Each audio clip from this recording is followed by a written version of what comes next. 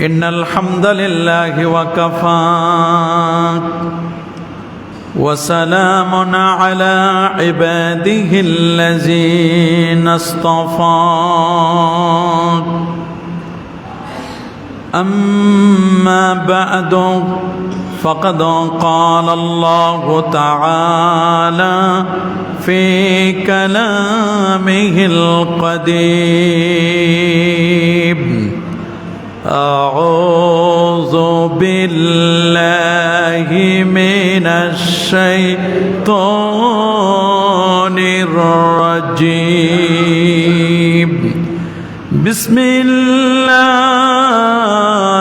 الرحمن الرحيم يا أيها الذين آمنوا اتقوا الله وقولوا قولا سديدا يصلح لكم أعمالكم ويغفر لكم ذنوبكم ومن يطع الله ورسوله فقد فاز فوزا عظيما صدق الله العظيم وصدق رسوله النبي الكريم إن الله وملائكته يصلون على النبي يا أيها الذين آمنوا صلوا عليه وسلموا تسليما الله سيدنا مولانا محمد وعلى آل سيدنا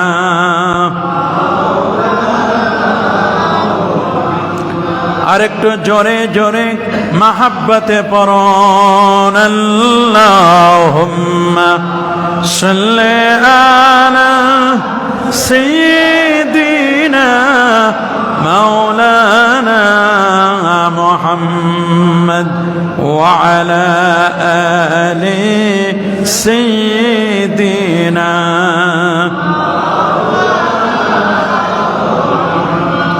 بلغ العلا بكماله كشف الدجى حسنت الجميع صلوا توحید کی امانت سینوں میں ہمارے آسان ہی مٹانا نامو نشانہ ہمارا بلغ العلا كشف الدجى بجماله حسنت جميع خصاله صلوا باطل سے دبنے والے آیا سمان ہی ہم صبر کر چکا ہے تو امتحان ہمارا بلغ العلا كشف الدجى بجماله حسنت الجميع صلوا আসুন একটু মহব্বতে জিকির করি লা ইলাহা ইল্লাল্লাহ লা ইলাহা লা ইলাহা লা ইলাহা ইল্লাল্লাহ লা ইলাহা ইল্লাল্লাহ লা ইলাহা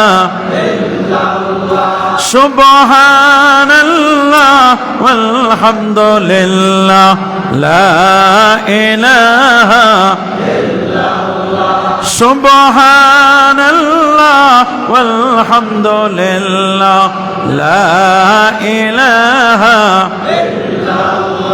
লা ইলাহা ইল্লাল্লাহ লা ইলাহা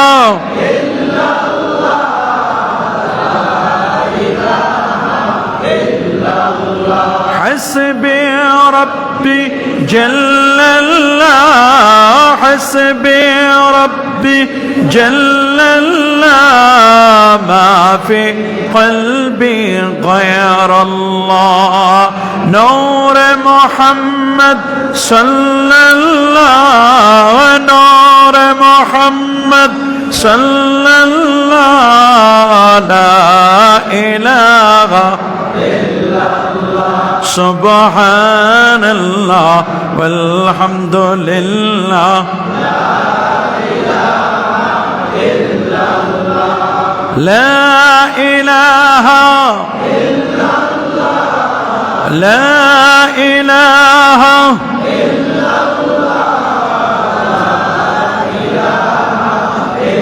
الله لا إله إلا الله محمد رسول الله صلى الله عليه وسلم حجرات علماء کرام শ্রদ্ধাভাজন মুসল্লিয়ান এজাম আল্লাহ পাকের দরবারে লাখো কোটি শুকর যে মহান মনিব যে মহান মালিক আমাদের প্রতি অত্যন্ত ইহসান করে আজকের এই পবিত্র জুমার দিনে সৈয়দুল আইয়াম সপ্তাহের শ্রেষ্ঠতম দিন আল্লাহর ডাকে সাড়া দিয়ে তার ঘরে সমবেত হওয়ার তার দরবারে নিজেকে আত্মসমর্পণ করবার তার দরবারে সাজদা করবার সুযোগটুকু এনায়েত করলেন। আসুন আমরা সকলে সমবেত কণ্ঠে সুউচ্চ আওয়াজে কালিমাতুশ শুকর আদায় করে পড়ে নিচ্ছি আলহামদুলিল্লাহ। লাখো কোটি তার চেয়ে আরো অনেক অনেক গুণ বেশি দরুদ আর সালাম পেশ করছি পেয়ারা নবী ও রাসূল করিম সাল্লাল্লাহু আলাইহি ওয়াসাল্লামের রূহ মুবারাকায় বিনা দরখাস্তে যে নবীর উম্মত হতে পেরেছি। আসুন আরেকটি বার শুকরিয়া তান করছি আলহামদুলিল্লাহ। প্রিয় হাজিরিন, মুআজ্জাজ হাজিরিন, আমাদের পরিচয় আমরা হচ্ছি ইমানদার, আমাদের পরিচয় আমরা হচ্ছি মুসলিম। কোনো সন্দেহ আছে নাকি? এই যে মুসলিম হিসেবে মুসলমান তো তাকেই বলে যিনি বিনয়ী হবেন, যিনি কখনো অহংকারী হবেন না, কোনো অর্থ ঐতিহ্য কোনো সম্পদ তার কাছে আসলে নিজেকে তিনি সর্বে সর্বা মনে করবেন না। মুমিন তো তিনি যিনি পরের দুঃখ দেখলে নিজে দুঃখিত হবেন। গোটা পৃথিবীর মানুষগুলো কেমন যেন একটি দেহের মতো, দেহের একটি অংশে আঘাত পেলে যেমন গোটা দেহ অসুস্থ হয়ে যায়, মুমিন হবেন তেমন তার আরেক ভাই যদি বিপদগ্রস্ত হয়, মুসিবতে পড়েন, অবশ্যই তিনি তার বিপদগ্রস্ত বিপদে যিনি নিপতিত তার ভাইটিকে তিনি কেমনে রক্ষা করবেন, এই জন্য তিনি সবসময় চেষ্টা করে যাবেন। এ যে মুসলিম হিসাবে একজন মানুষ হিসেবেও আমাদের যাদের চোখ কান খোলা, ইলেকট্রনিক্স এবং প্রিন্টিং মিডিয়া সহ বিভিন্ন মিডিয়া সামাজিক যোগাযোগ মাধ্যমগুলো আমরা যারা দেখছি, আমরা জানি যে বাংলাদেশের পূর্ব দক্ষিণ অঞ্চলের বেশ কয়েকটি জেলা, প্রায় 8টি জেলার মতো, স্পেশালি ফেনী, নোয়াখালী, হাতিয়া, ওই অঞ্চলগুলো, কুমিল্লা, খাগড়াছড়ি, কক্সবাজারের কিছু অংশ এবং ব্রাহ্মণবাড়িয়ার আখাউড়া সহ এই অঞ্চলগুলোতে বন্যার এমনভাবে মানুষগুলো বন্যা কবলিত হয়েছেন, পানির মাত্রা এত বৃদ্ধি পেয়েছে, মানুষগুলো বাড়ি ছাড়া, অনেক ছোট্ট ছোট্ট শিশু যাদের দেখলে চোখের পানি রাখা যায় না, ছোট্ট সোনামণিরা, বয়োবৃদ্ধ মানুষেরা, প্রেগনেন্সি নারী যারা প্রেগনেন্ট, তাদের যে করুণ অবস্থা, চতুষ্পদ জন্তুগুলোর যে কঠিন অবস্থা, এটি দেখলে মুমিন কখনো স্থির থাকতে পারে না। মুমিনের ডিমান্ড, মুমিন চাইবে কিভাবে তাদেরকে ওভারকাম করে তাদের জীবন, তাদের জান এবং মালকে রক্ষা করা যায়। এটি একজন মুমিন হিসাবে আমাদের এই দায়িত্বটি রয়েছে।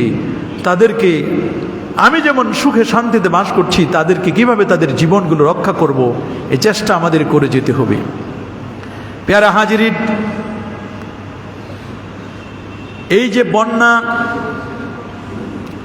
যাই দেখছি আমরা, যত আপদ আর বিপদ, সবগুলো হচ্ছে আমাদের হাতের কামাই। এগুলোর জন্য কাউকে দোষারোপ করে কোনো লাভ নেই। পবিত্র কোরআনুল কারীমে রব্বুল আলামিন ব্যর্থ কণ্ঠে জগৎবাসীকে স্মরণ করে দিয়েছেন, জহরাল ফাসাদু ফিল বাররি ওয়াল বাহর বিমা কাসাবাত আইদিন নাস। জলে আর স্থলে যত বিপর্যয় দেখো, সব হচ্ছে তোমাদের হাতের কামাই। কাউকে দোষারোপ করে কোনো লাভ নেই। কিছু আছে প্রাকৃতিক দুর্যোগ, আবার প্রাকৃতিক দুর্যোগের সাথে মিলিত হয়েছে রাজনৈতিক আরেকটি দুর্যোগ। দুটো একসাথে যখন হয়ে গেছে, তখন আর সাধারণ মানুষ বিপন্ন। যাদেরকে আমরা বন্ধু মনে করছিলাম, তারা তো বন্ধু নয়, তারা বন্দুকের মতো ভূমিকা পালন করছে। মনে রাখবেন, বন্ধু তিনি, বন্ধু হবেন তিনি যিনি আমার আপদ বিপদে যিনি হেল্প করবেন, আমাকে সহযোগিতা করবেন। কিন্তু বন্ধু যদি বিপদের সময় আমাকে পানিতে মারে, বিপদের সময় যদি বন্ধু আমাকে বিভিন্নভাবে আমাকে মারার জন্য ষড়যন্ত্র করে ঘুরিয়ে ফিরিয়ে, তাহলে সে আমাদের কখনো বন্ধু হতে পারে? কোনোদিন বন্ধু হতে পারে না।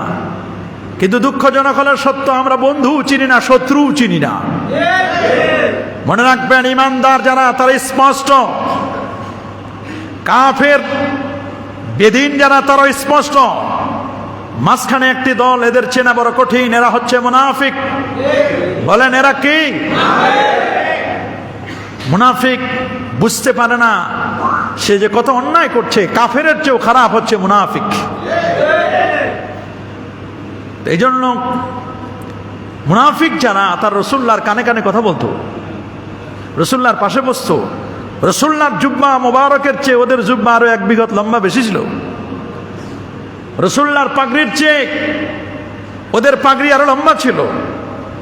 কিন্তু ওদের কাজ ছিল একজনের কথা আরেকজনের কাছে পৌঁছায় দেওয়া। এর কাছে একটি কথা বলে তার কাছে ভালো হওয়া, ওর কাছে আরেকটি কথা বলে ভালো হওয়া।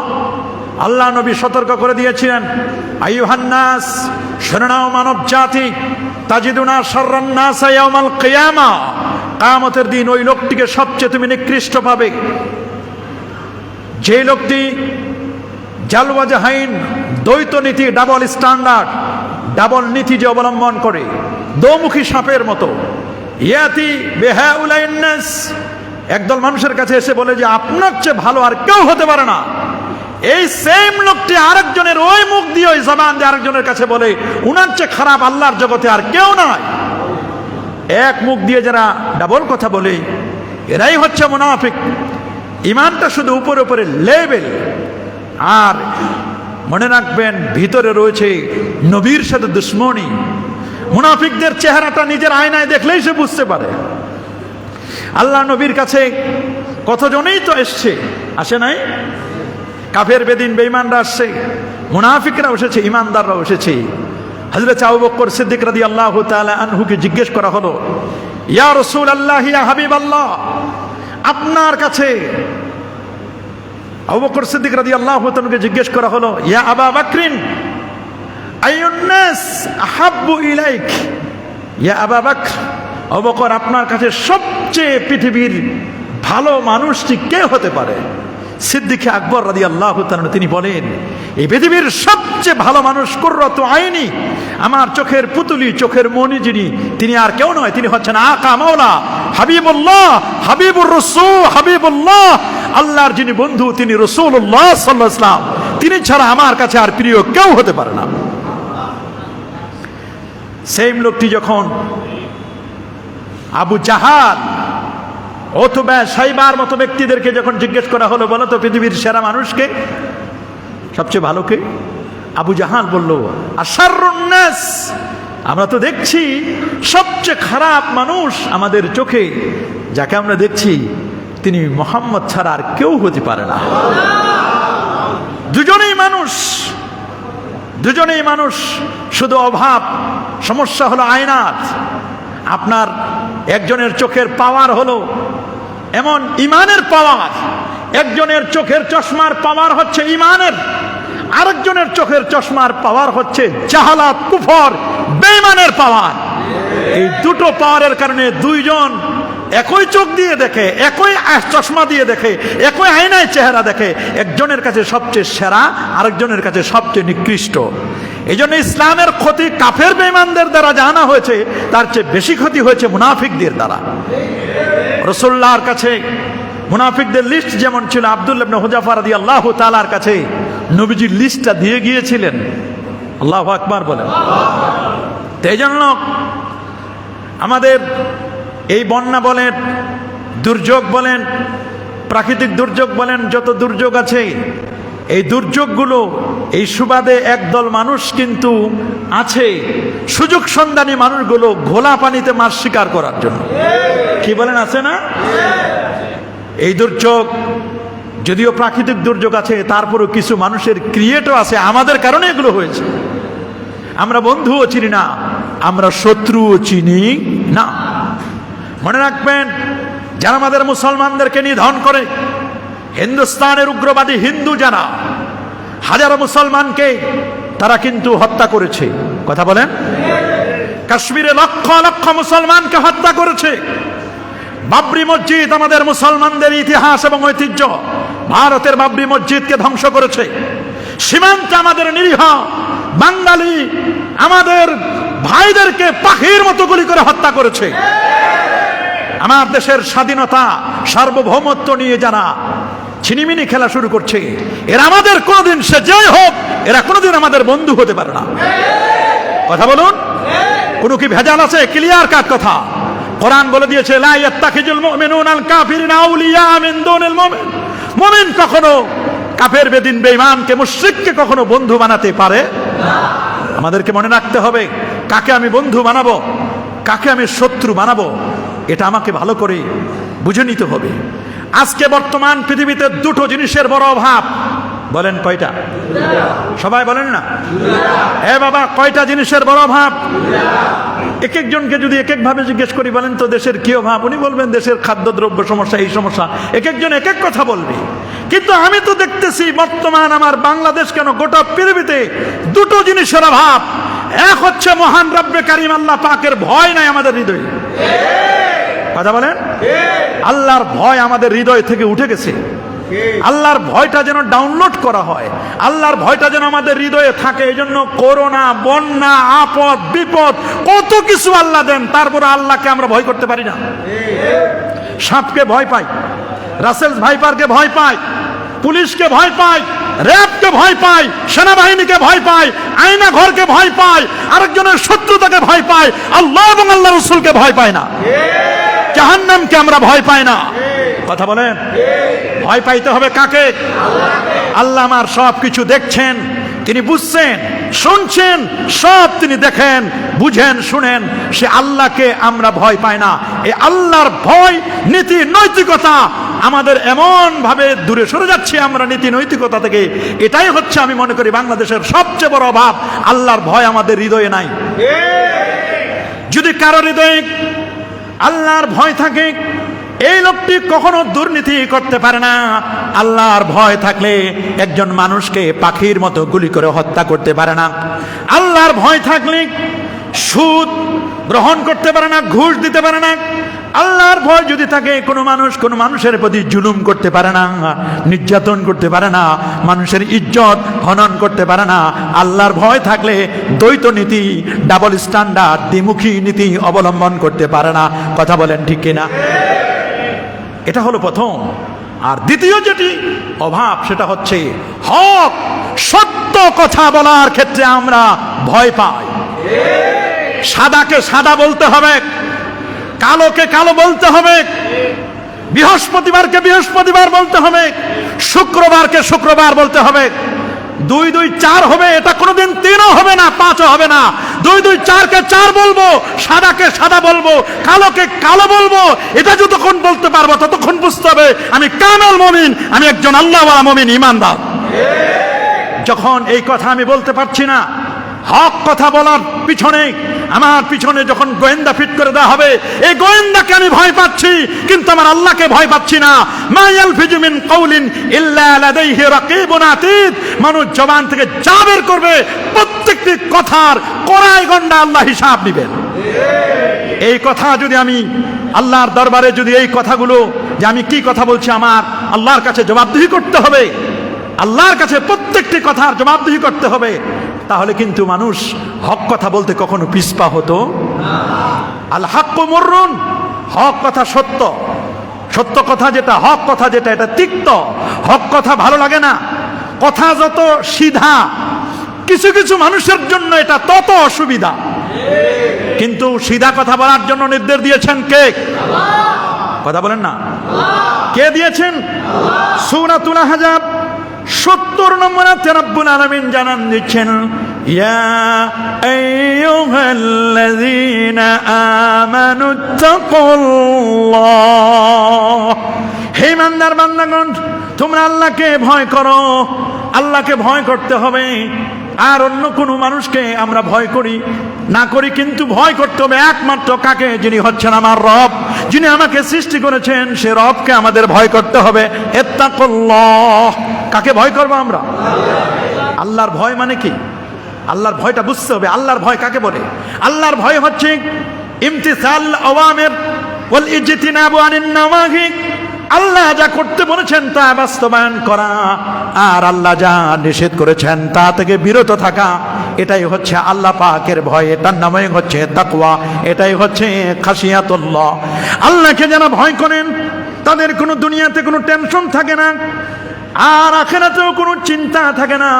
রব্বুল আলামিন তিনি জানান দিচ্ছেন, আলা ইন্না আউলিয়া আল্লাহি লা খাউফুন আলাইহিম ওয়ালা হুম ইয়াহজানুন আল্লাযীনা আমানু ওয়া কানু ইয়াত্তাকুন। আল্লাহর বন্ধু যারা, আল্লাহর প্রিয় যারা, মনে রেখো তাদের কোনো ভয় নাই। বলেন তাদের কোনো কি নাই?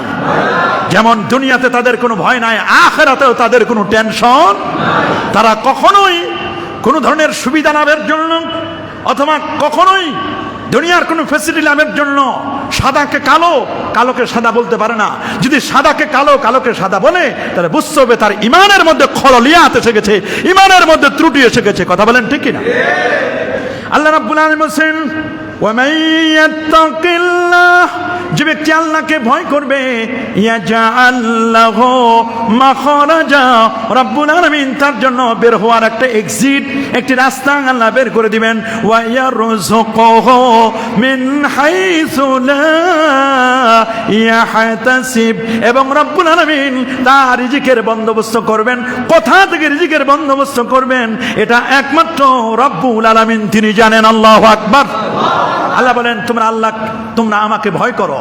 হে ইমানদারগণ ইত্তাকুল্লাহ, তোমরা আল্লাহকে ভয় করো, ওয়া কুলু কাওলান সাদীদা, আর তোমরা সাদীদ আই কাওলান সাওয়াবা, কাওলান হাক্কা, হক কথা বলো।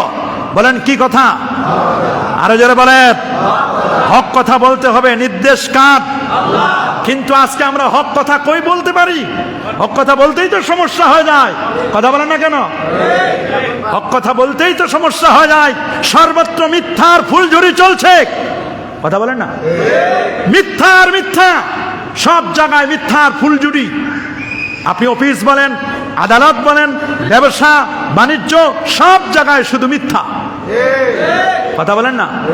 মিথ্যা যে পাপ, উম্মুজ জুনুব, সকল পাপের মূল হচ্ছে, আসল হচ্ছে মিথ্যা। সব জায়গায় তো মিথ্যা। এই মিথ্যার ফুলঝুরি বেশি চলছে রাজনৈতিক অঙ্গনে। কথা বলেন, কি বলেন? রাজনীতি অঙ্গনে মিথ্যা চলে না? মনে করেন যে যে যত মিথ্যা বলতে পারবে সেই তত বড় নেতা। এই মিথ্যার ফুলঝুরি চলছে রাজনীতিক অঙ্গনেও, মিথ্যার ফুলঝুরি চলছে।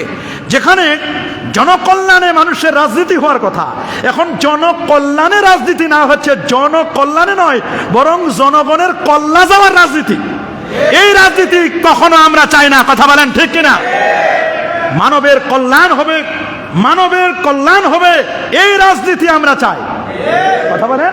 যে রাজনীতিতে আমার ভাই নিরাপদ থাকবে না, যে রাজনীতিতে আমার ভাইয়ের জান মাল নিরাপত্তা থাকবে না, সেই রাজনীতি আমরা চাই না। কথা বলেন?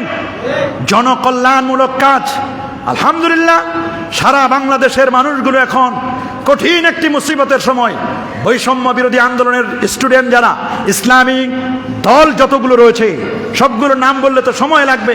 যত ইসলামী দল আছে সবাই মিলে ইনশাআল্লাহ আমরা যদি চেষ্টা করি, এই নতুন দেশটিকে যেমন আমরা জুলুম মুক্ত করতে পেরেছি, আবার ওই ফেনী, কুমিল্লা, নোয়াখালী সহ যে 8টি জেলায় বন্যা পরিস্থিতি, আমরা যদি সবাই উঠে পড়ে লাগি, যার যার জান আছে, মাল আছে, অর্থ করি, কায়িক শ্রম দিয়ে আমরা যদি তাদের জীবন রক্ষার জন্য চেষ্টা করি, তাদেরকে বন্যা পরবর্তী বাড়িঘর নির্মাণের জন্য যদি আমরা সবাই উঠে পড়ে লাগি, চেষ্টা করি, ইনশাআল্লাহ আমার বিশ্বাস ওই পশ্চিমাদের কোনো ষড়যন্ত্র কোনো কাজে আসবে না।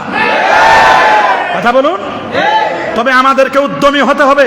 ইতোমধ্যে প্রত্যেকটি দল থেকে, ইসলামী দল এবং অন্যান্য দলগুলো আল্লাহর মেহেরবানি সবাই ছুটে পড়ছে।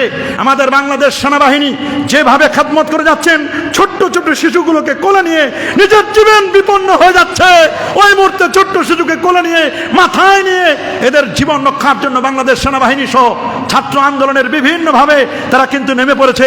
ইসলামী দলগুলোর যত কর্মী আল্লাহর মেহেরবানি অনেকেই নেমে গেছে।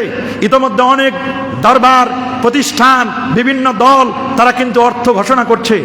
শুধু আপনারা শুনলে অবাক হবেন, বিভিন্ন দরবারগুলো কিন্তু কথা বলছে, আলহামদুলিল্লাহ বলেন। এবং অনেকেই এই বন্যা দুর্গতদের জন্য কিন্তু তারা চেষ্টা করে যাচ্ছেন, আলহামদুলিল্লাহ বলেন আলহামদুলিল্লাহ। আপনাদের একটু এগিয়ে আসতে হবে। আপনারা কি এগিয়ে আসতে রাজি আছেন তো ইনশাআল্লাহ? এটা আপনারা মনে করেন না যে এটা শুধু ফেনীর অবস্থা খারাপ, এই জন্য ফেনীর সমস্যা নয়। আমি মনে করি এটা প্রত্যেকটা মুসলমানের সমস্যা, শুধু মুসলমানের নয়, প্রত্যেকটা মানুষের সমস্যা। এটা শুধু ফেনী, কুমিল্লা, নোয়াখালী, হাতিয়া, চট্টগ্রাম, খাগড়াছড়ি, বান্দরবন সহ শুধু এই অঞ্চলগুলোর সমস্যা নয়। আমি মনে করি যার হৃদয়ে ঈমান আছে, রসুলকে মহব্বত করেন, আল্লাহকে ভালোবাসেন, প্রত্যেক মুমিনের দায়িত্ব হচ্ছে তাদেরকে সহযোগিতা করা। বলেন তাদের কি করা? আরো যারা বলেন তাদেরকে কি করা? তাদের সহযোগিতা করতে কি আমরা রাজি আছি? যদি আমরা তাদের সহযোগিতা করি, লাভ কি হবে? সূরাতুল মায়েদা 2 নম্বর আয়াতে রব্বুল আলামিন দিয়েছেন, ওয়া তাআওয়ানু আলাল বিররি ওয়াত তাকওয়া ওয়া লা তাআওয়ানু আলাল ইসমি ওয়াল উদওয়ান। আল্লাহু আকবার। তোমরা সৎকর্ম এবং আল্লাহ ভীতির কাজে পরস্পরকে সহযোগিতা করো, পাপ এবং সীমালঙ্ঘনের কাজে পরস্পরকে সহযোগিতা করবে না। আপনারা বলেন এটি কি ভালো কাজ নয়? একজন বিপদগ্রস্ত মানুষকে, বন্যা দুর্গত মানুষকে সহযোগিতা করা, এটা কি আমাদের ঈমানের দাবি নয়?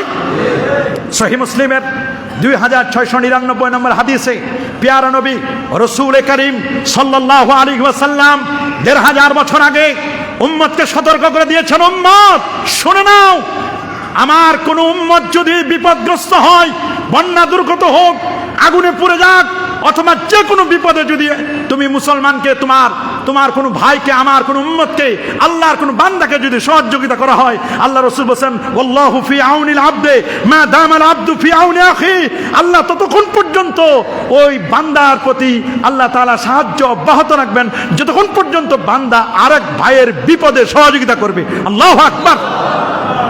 আমরা কি আল্লাহর সাহায্য পেতে চাই কি চাই না? কে বলেন চাই? হাত তুলে দেখান চাই। নারে তাকবীর, নারে রিসালাত। আমরা আল্লাহ পাকের সাহায্য চাই। আল্লাহ পাকের সাহায্য পেতে হলে আমার ভাইকে সহযোগিতা করতে আমরা রাজি আছি না নাই? সবাই বলেন আছি। ইসলামের উত্তম যতগুলো কাজ রয়েছে তার মধ্যে একটি উত্তম কাজ হচ্ছে ইতআমুত তাআম, আরেকজনকে খাবারের ব্যবস্থা করে দেওয়া। সুবহানাল্লাহ, সুবহানাল্লাহ। কি করা? যারা বলেন কি করা? সহিহ বুখারীর সূচনা লগ্নে 12 নম্বর হাদিসে আল্লাহর হাবিবকে কোশ্চিন করলেন হযরত আব্দুল্লাহ ইবনে ওমর রাদিয়াল্লাহু তাআলা আনহুমা। হযরত আব্দুল্লাহ ইবনে ওমর বলেন, ইয়া রাসূলুল্লাহ আইয়ুল ইসলামে খায়র, হুজুর ইসলামের উত্তম কাজ কোনটি? আল্লাহ নবী বলেন ইতআমুত তাআম, তোমার বিপদগ্রস্ত ভাই যারা খেতে পাচ্ছে না। একজন বলল, হুজুর 4 দিন পর্যন্ত খায় নাই, কেউ আসতেও পারে না। গরু, ভেড়া, বকরি, মহিষগুলো এগুলো যে কতগুলো মরে ভেসে আসছে, কতগুলো লাশ বের হয়ে আসতেছে, কত মানুষ মারা যাচ্ছে যেখানে সিবোট যেতে পারে না, হেলিকপ্টার যেতে পারে না, কত মানুষ মারা গেছে।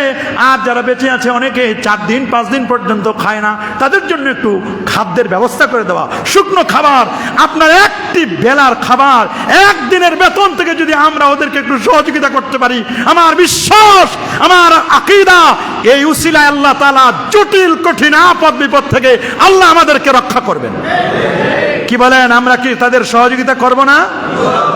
ওরা আমার ভাই, আমার বন্ধু, আমার বোন বিপদে আছে, আর আমি এখানে মুরগির রান চিবাবো, গরু গোশত কিনে কিনে খাবো, বিরিয়ানি খাবো, কোরমা পোলাও খাবো, এটা তো মুমিনের লক্ষণ নয়। রাসূল বলে দিয়েছেন সহিহুল জামে 5382 নম্বর হাদিসে রাসূল বলেন, লাইসাল মুমিনুল্লাযী ইয়াশবাউ ওয়া জারুহু জাইউন ইলা জামবিহি, আমি খুব সুন্দর করে খাবার রান্না করে খাচ্ছি আর আমার পাশে আমার ভাই ক্ষুধার্ত, আমার ভাই পানিতে ডুবে রয়েছে গলা পর্যন্ত, পানি পর্যন্ত, টিনের উপরে, টিনের সেই টিন সেটের উপরে তারা রয়েছেন, তারা শুধু খাবারের জন্য হাহাকার। একজন বলছে কত কোটি টাকা লাগবে শুধু আমার বাচ্চাটাকে বাঁচাও, আমার মাকে বাঁচাও, আমার বাবাকে বাঁচাও, এর জন্য কত কোটি লাগবে, বিদেশ থেকে সে বলছে যে তোমরা ব্যবস্থা করো। এই যদি মানুষের হাহাকার, এই হাহাকারে যদি আমরা সাড়া না দেই, আমরা যদি তাদের আহ্বানে যদি সাড়া না দেই, তাহলে আমরা কেমন মুসলমান? এটা নিজের বিবেকের কাছে আমাদের প্রশ্ন করতে হবে। কথা বলেন, আমরা কি তাদের ডাকে সহযোগিতা করতে রাজি আছি ইনশাআল্লাহ? কি বলেন বাবা, রাজি আছি ইনশাআল্লাহ? আল্লাহ নবী সহিহ বুখারীর 2442 নম্বর হাদিসে বলে দিয়েছেন, মান নাফাসা আন মুমিনিন, যে ব্যক্তি দুর্বৃত করবে কোন মুমিনের কুরবাতাম মিন কুরাবিদ দুনিয়া, দুনিয়ার কোন আপদ, দুনিয়ার কোন বিপদ থেকে কোন মুমিন কোন মানুষকে যখন বিপদগ্রস্ত মানুষকে যখন তার বিপদ আপদ দূর করে দিবেন, নাফাসাল্লাহু আনহু কুরবাতাম মিন কুরাবি ইয়াউমিল কিয়ামা, কঠিন কিয়ামতের ময়দানে আমরা যখন বিপদে পড়ে যাব, ওই বিপদে আমার আল্লাহ আমাদেরকে রক্ষা করবেন। তবে হ্যাঁ, মনে রাখবেন, মনে রাখবেন, আমরা যখন ত্রাণ দিতে যাব, কে কোন দলের এটা বিবেচনা করব না, সে মুসলিম না অমুসলিম এটাও বিবেচনা করব না, মানুষ কিনা সেটা দেখব। কথা বলেন, মানুষ হলে, বিপদগ্রস্ত হলে আমরা তাকে সহযোগিতা করব। এবং আগে থেকে লোকেশন নিয়ে আমাদের যাওয়া দরকার, কে কোন জায়গা আছে, কোন পথে আমার গেলে সুবিধা হবে, কোন অঞ্চলের মানুষগুলো। সবাই যদি শুধু ফ্রন্ট সাইডে যদি যায়, একটা অংশে যদি যায়, তাহলে হবে না। আগে থেকে লোকেশন ক্রিয়েট করে আমরা জায়গাগুলোকে, কোন কোন জায়গায় এই মুহূর্তে বেশি ত্রাণ দরকার, কোন কোন জায়গায় এই মুহূর্তে তাদের আপনার সুপেয় পানি দরকার, কোন কোন জায়গায় তাদের ঔষধ দরকার। শুধু এক পদের খাবার নিয়ে গেলে হবে না, ঔষধ দরকার হবে, তারপরে পানির প্রয়োজন হলে পানি নিতে হবে, কাপড় চোপড় নাই, সব ভেসে গেছে, কাপড় চোপড়ের প্রয়োজন হলে কাপড় চোপড় দিতে হবে। আমি আপনাদেরকে অনুরোধ করব, আজকে বিভিন্ন স্কুল, কলেজ, ইউনিভার্সিটি এবং মাদ্রাসার ছাত্র এসেছে, আপনাদের কাছে যখন সাহায্য সহযোগিতা চাবে, যাবার সময় যার যা কাছে আছে একটু আজকের জন্য আপনারা সহযোগিতা করতে রাজি আছেন তো ইনশাআল্লাহ? একটু হাত তুলে দেখান না, সহযোগিতা করবেন তো ইনশাআল্লাহ?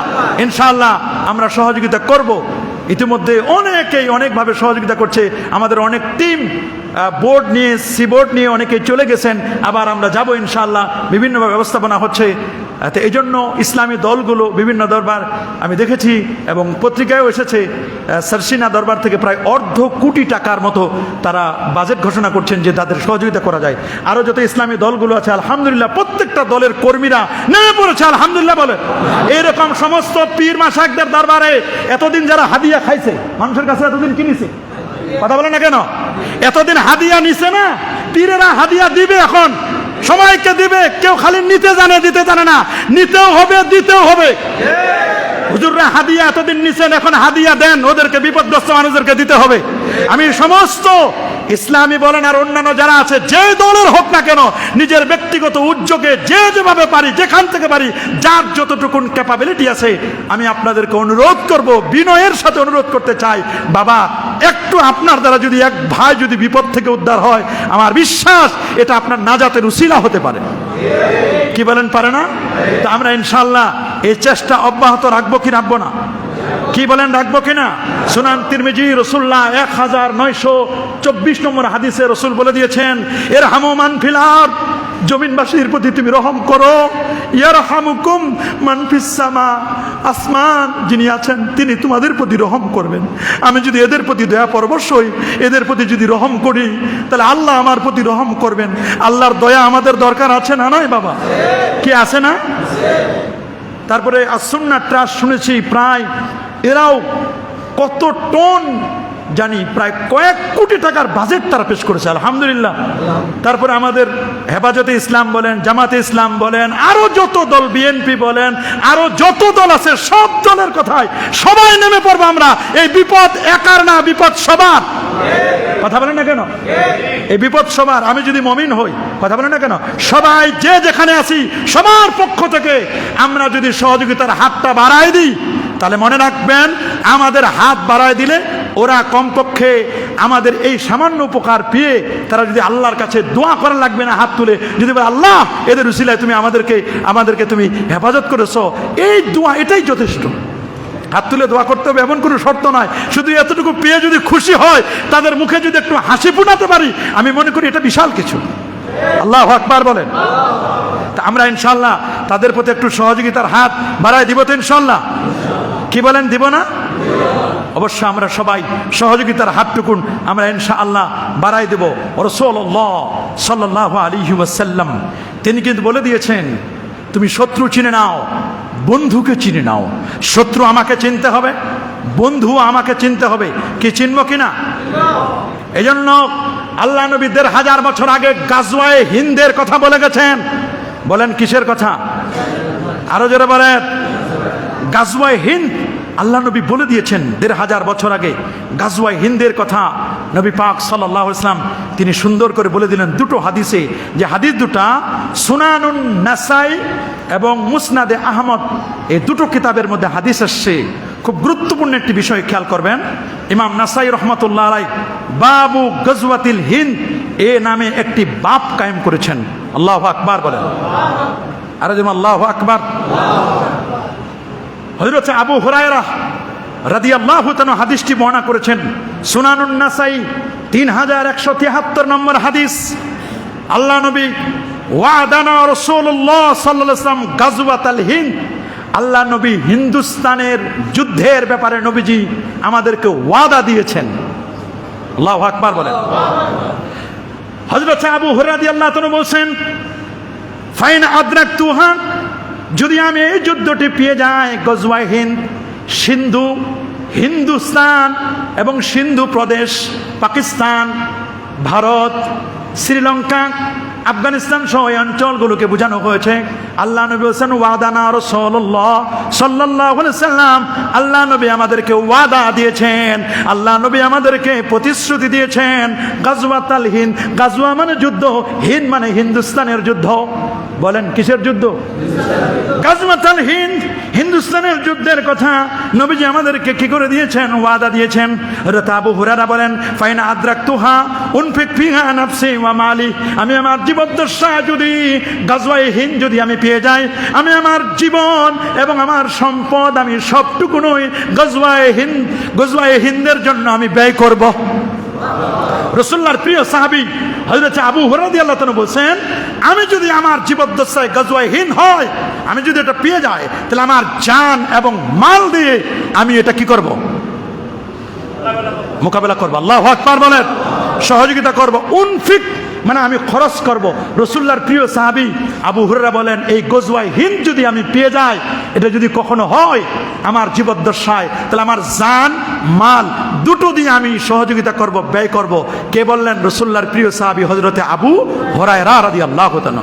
শুধু তাই নয়, তিনি বলছেন এই যুদ্ধে অংশগ্রহণ করে ফাইন উক্তাল, আমি যদি যুদ্ধে অংশগ্রহণ করে শাহাদাতের অমিয়া সুদা পান করি, ফাইন উক্তাল, আমি যদি কি হই, আমি যদি এই যুদ্ধে অংশগ্রহণ করে যদি শহীদ হয়ে যাই, কুনতু মিন আফদালিশ শুহাদা, তাহলে আমি হব আল্লাহ নবীর ঘোষণা অনুযায়ী সবচেয়ে শ্রেষ্ঠতম শহীদ।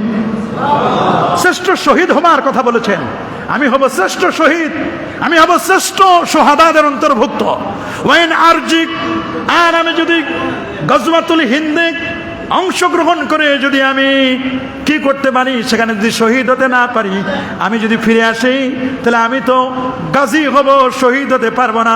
ওয়াইন আরজি ফানা আবু হুরায়রা আল মুহাররার, তবে আমি আবু হুরায়রা তোমাদেরকে বলছি, আমি একথা বলতে পারি, ওই যুদ্ধে অংশগ্রহণ করে যদি আমি শহীদ না হয়, আমি একথা তোমাদেরকে ব্যর্থ কণ্ঠে বলবো, আমি জাহান্নামের আগুন থেকে মুক্তি লাভ করবো। আল্লাহু আকবার। সে গাজওয়ায়ে হিন্দের তামান্না আমাদের আছে না নাই? কি বলেন, আছে না নাই? সাবধান। এই জন্য আমাদেরকে বুঝতে হবে গাজওয়ায়ে হিন্দ, কেউ বলছেন আগে হয়ে গেছে, আর অধিকাংশ মুহাদ্দিসিনে কেরাম বলছেন সামনে হবে। সামনে কি? যারা বলেন সামনে কি? আল্লাহ নবী ১৫০০ বছর আগে বলে দিয়েছেন এ কথা। আরেকটি হাদিস ৩১৭৫ নম্বর হাদিস, সুনানুন নাসাই, রাসূলুল্লাহর গোলাম, রাসূলুল্লাহর খাদেম হযরতে সাওবান, বলেন কে? রাসূলুল্লাহর গোলাম সাওবান মাওলা আলে রাসূলিল্লাহ সাল্লাল্লাহু আলাইহি ওয়াসাল্লাম কল, আল্লাহর হাবিবের গোলাম সাওবান রাদিয়াল্লাহু তাআলা আনহু তিনি হাদিসটি বর্ণনা করেন। আল্লাহর হাবিব বলেছেন, ইসাবাতান মিন উম্মতিনা, মনে রাখো আমার উম্মতের ইসাবাতান, আমার উম্মতের দুটো দল। সুবহানাল্লাহ। আমার উম্মতের কয়টি দল? আহরাজাহুমাল্লাহু মিনান নার, আল্লাহ তাদেরকে জাহান্নামের আগুন থেকে মুক্তি দিবেন। সুবহানাল্লাহ বলেন। আমার উম্মতের দুটো দল জাহান্নামের আগুন থেকে মুক্তি লাভ করবে। এক, ইসাবাতুন তাকজুল হিন্দা, একটি দল হচ্ছে তারা যারা হিন্দুস্তানের সাথে যুদ্ধ করবে। আল্লাহু আকবার। কেমন দয়ার নবী, মায়ার নবী, ১৫০০ বছর আগে নবী বলে দিয়েছেন, আমার উম্মতের দুটো দল, একটি দল হচ্ছে তারা যারা হিন্দুস্তানের সাথে যুদ্ধ করবে, আরেকটি দল ওয়াইসাবাতুন তাকুন মা ঈসা ইবনে মারইয়াম আলাইহিস সালাম, আরেকটি দল যারা ঈসা রুহুল্লাহ সাথে তিনি যখন আবার আসবেন তার সাথে যারা অংশগ্রহণ করে ইমাম মাহাদিকে নিয়ে কচু কাটা কাটবেন। এই দুটো দল এরা এমন হবে আল্লাহ তাদেরকে জাহান্নামের আগুন থেকে মুক্তি দান করবেন। আমরা এই দুটো দলের, আমরা দুটোর সম্ভাবনা আছে না নাই? দেখেন হাদিস, রাসূল বলেছেন ১৫০০ বছর আগে দুটোর সম্ভাবনা আছে। ইন্তেকালের আগ পর্যন্ত এই তামান্না আমাদের আছে না নাই? একটি দল হলো কারা?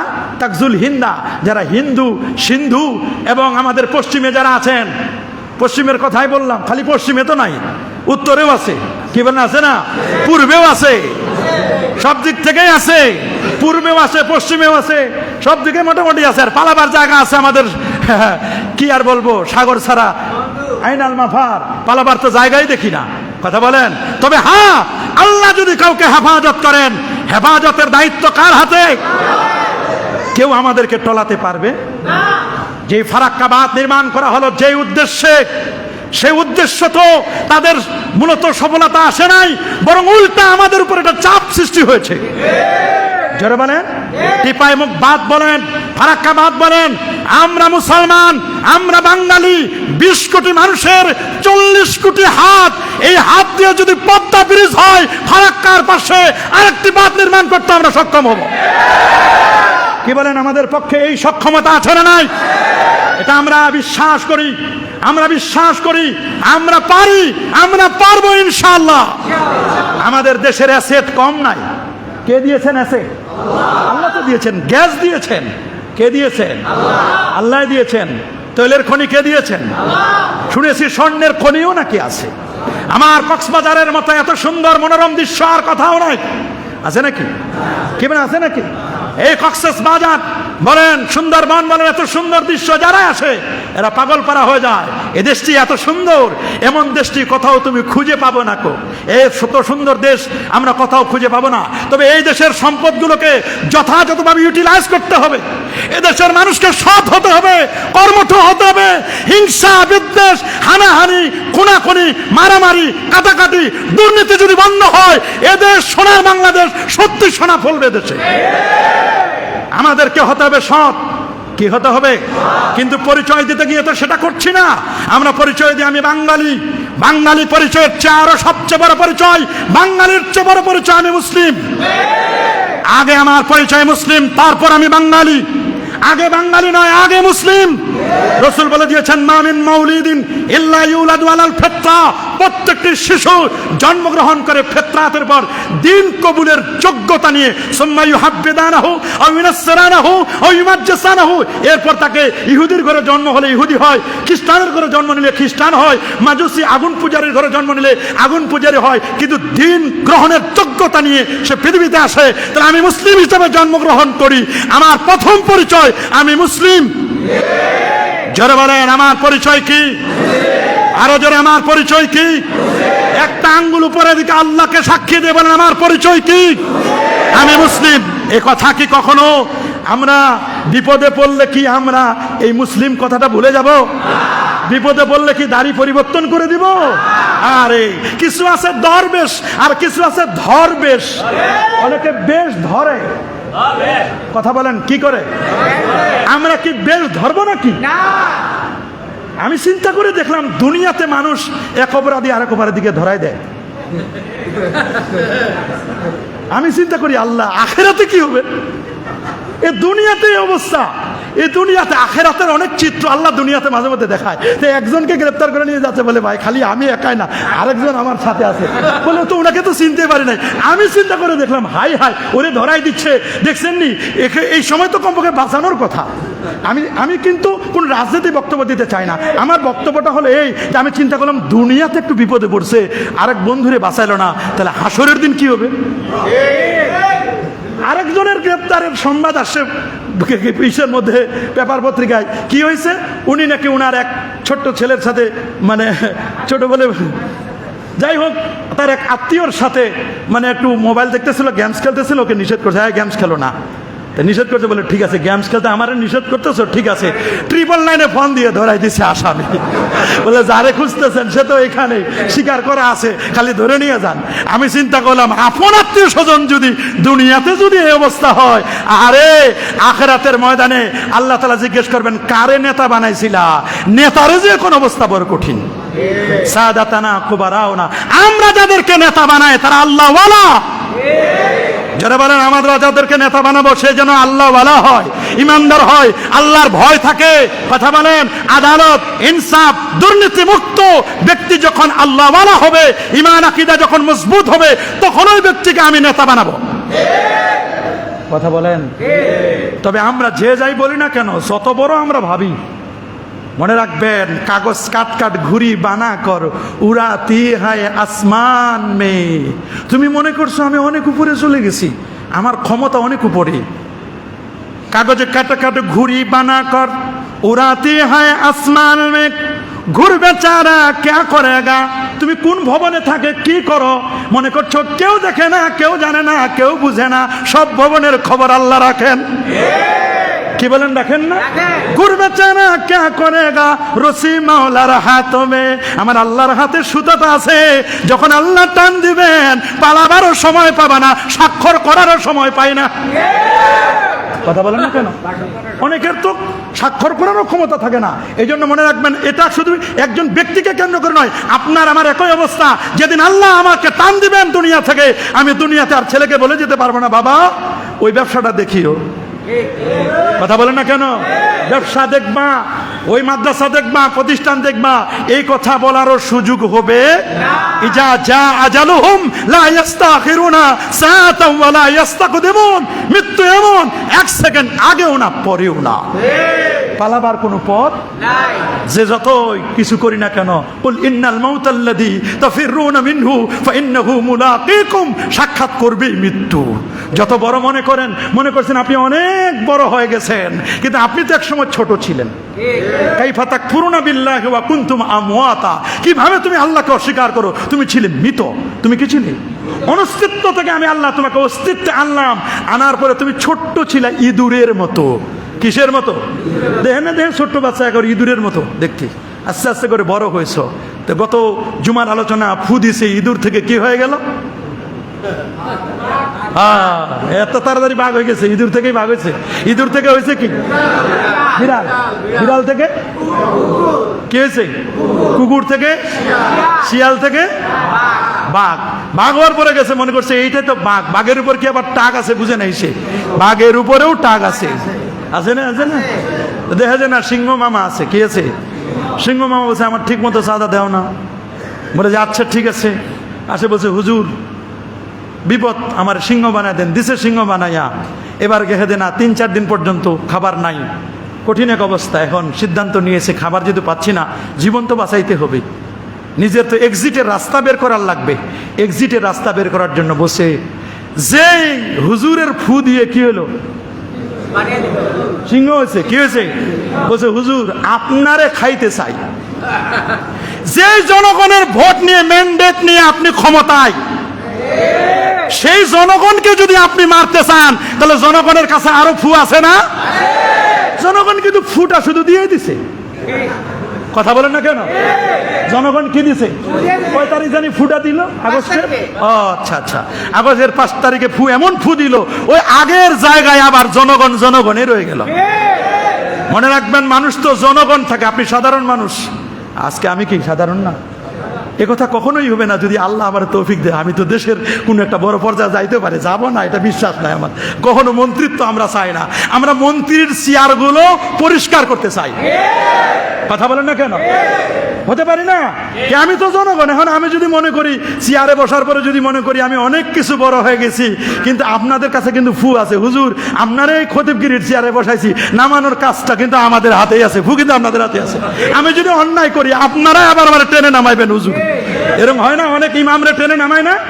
ইমাম যখন অন্যায় করে, খতিব যদি অন্যায় করে, খতিবকেও টেনে নামাবেন। এটা আমার আকীদা, এটা আমার বিশ্বাস। আর ইমামতের চাকরি, খতিবগিরির চাকরি, এটা সব সময় মনে করি কচু পাতার পানির মতো, এটার কোনো লংজিভিটি নাই। এই ওয়াজ করে গেলাম, আগামী জুমে আসবো কিনা এটা আমি আগে ভাগে রেডি থাকি, যে আগামী জুমা নাও করে দিতে পারে। এটা আমার সব সময় প্রিপারেশন। তবে মসজিদ যেন ভালো থাকে, আপনারা যেন ভালো থাকেন, দেশ যেন ভালো থাকে, আমরা সবাই মিলে যেন ভালো থাকি। কেউ না কেউ দায়িত্ব পালন করবে। ভ্যাকান্সি কতজনের, কত ইউনিভার্সিটির দেখলাম ভিসি প্রভিসি পদত্যাগ করলো, দেখলাম আবার সবগুলো কাভার হয়ে যাচ্ছে। কথা বলেন, খেয়াল করতে হবে, আমার কোনো ব্যক্তি কোনো বিষয় নয়, সামগ্রিক বিষয়। ইসলামের জন্য কোনো ক্ষতি না হয়, মুসলমানের জন্য কোনো ক্ষতি না হয়, আমার রাষ্ট্রের জন্য কোনো ক্ষতি না হয়। বলছে হুজুর আপনারে খাইতে চাই, এই 3-4 দিন হয়ে গেছে খেতে পারি না। হুজুর বলছে বাবা আমারে খাবা। বাবা তুমি আমারে খাবা? তা আমার যদি খেতে চাও, তা আমি উজু করে আসি, আমার আর একটা ফু বাকি আছে। বলে হুজুর ওইটা দিলে আমি কি হব? এবার এমন এক ফু দিছেন, ফু ওই আগের জায়গা এবার সিংহ থেকে কি হয়ে গেছে? ইঁদুর হয়ে গেছে। ইঁদুরের কাম কি? বাহিরে থাকা না ভিতরে গর্তে থাকা? এটাও তো বুঝছেন মোটামুটি। অনেকেই মনে রাখবেন ওরা গর্তের মধ্যে ঢুকছে, কিন্তু মনে রাখবেন গর্তে ঢুকছে না, নাকি বের হয়? বের হলে তো বিপদ। কি বলেন? বের হলে কি? মনে রাখবেন, মনে রাখবেন, যে আল্লাহ আপনাকে উঁচু করতে পারেন, সে আল্লাহ আবার নিচু করতে পারেন। সেই আল্লাহকে কি ভোলা যাবে? আল্লাহর ভয় কি হৃদয় থেকে মলিন করে দেওয়া যাবে, মিটিয়ে দেওয়া যাবে? তাহলে আমি আপনাদেরকে বলছি, বর্তমান পৃথিবীতে 2টো জিনিসের অভাব। আমার মূল আলোচনা আজকে, কয়টা জিনিসের অভাব? একটা কি বাবা? আল্লাহর ভয়। বলেন একটা কি? আরেকটা হলো হক কথা বলা। হক কথা আমরা বলতে পারি না।